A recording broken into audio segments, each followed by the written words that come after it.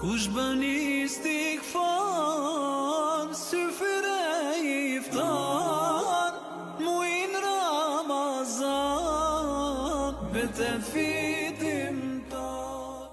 Bismillahirrahmanirrahim. Alhamdulillah, wa salatu wa salamu ala rasulillahi wa ba'd. Në hadithin që shënon Imam Bukhari dhe Imam Muslimi prej Abdullah ibn Omerit radhiyallahu anhu, thotë se ka thënë pejgamberi sallallahu alaihi wasallam në ditën e gjykimit, Allahu subhanahu wa taala i grumbullon të gjithë robërit e tij, i afron afër vetes dhe i mbulon ato dhe fillon të pyes gjithë secili një nga një. Fa yaqul ata'rifu dhanban kadha, ata'rifu dhanban kadha. Dhe thot Allahu subhanahu wa taala, o robi im, a e mban mend këtë mëkat? A e din filan mëkatin që e ke vepruar? E robi s'ka që thot diçka tjetër po se naam ej rabbi, po o Zoti im. Dhe fillon robi të pranon të gjitha mëkatet që i ka bërë. Fara'a fi nafsihi annahu halak. Derisa pejgamberi sallallahu alajhi wasallam kështu e shpjegon gjendjen. Derisa robi mendon në veten e tij se po shkatërohet, vetë se u shkatërua nga tërë këto mëkate. Në këtë moment, Zoti jon bujar, Allahu i plot mëshirshëm thot: o robi im, ti kam mbulu këto gjunahe në dunja, po ti fali ty në ditën e gjykimit.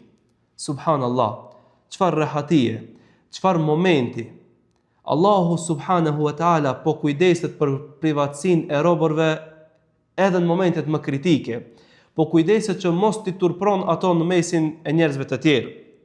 Andaj o ti që po i ndëgjon këtë fjalë, o ti rob i Allahut, nëse Allahu subhanahu wa taala ti ka mbulu mëkatet në dunja, mos e merr këtë mbulesë si guxim për me bë mëkate më shumë, por merr këtë mbulesë si moment pendese, mos e merr si afatizim që ndoshta ke kohë të pendohesh, por kuptoje se ndoshta ky Allah që sot po të afatizon, nesër ka mundësi që Allahu subhanahu wa taala të merr në llogari për një mëkat të vetëm.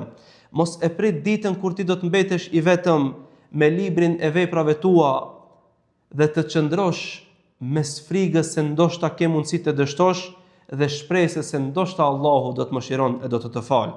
Mos e rreziko ardhmërinë tënde duke bërë mëkate.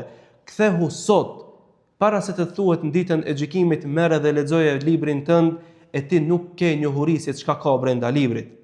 Kthehu sot tek Allahu subhanahu wa taala. Thot Allahu në Kur'an: "Fafirru ila Allah", andaj ju ikni sot tek Allahu subhanahu wa taala. Ikni dhe mbështetjuni sot Allahut subhanahu wa taala. Po ashtu thot: "Wasari'u ila maghfiratin min rabbikum wa jannatin 'arduha as-samawati wal ardu u'iddat lil muttaqin." Andaj ju nxitoni drejt faljes së Allahut dhe xhennetit, gjerësia e së cilit është sa gjerësia e qiejve dhe tokës, e nuk është përgatitur për dikë tjetër përpose për robërit e devotshëm. Ç'të pengon ty që ti jesh i devotshëm?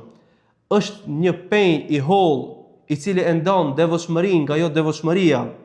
Është ruajtja nga gjunahet e cila i bën robërit të devotshëm. Andaj bëhu i devotshëm, ke frikë Allahun subhanahu wa taala, nxito drejt faljes së Allahut, ik për te Allahu subhanahu wa taala para se të largojnë njerëzit nga kjo botë me qefinin tënd.